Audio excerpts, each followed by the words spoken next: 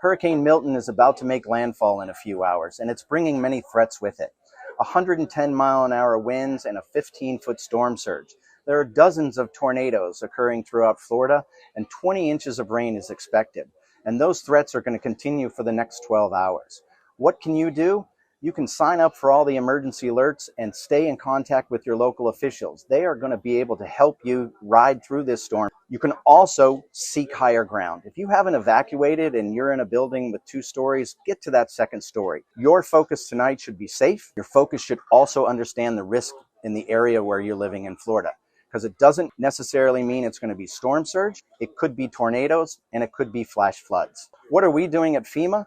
Well, we've staged teams throughout the state of Florida. We have emergency management assistance teams in Orlando, Tampa, Lake Mary, and Tallahassee. And we have those teams spread out so that as soon as the storm passes, we're able to immediately get into the impacted area. We're embedded with local officials so that we will know in real time what the needs are of that community and how to resource it. We have positioned people and commodities from our partners throughout the federal government, and they're in place and ready to respond.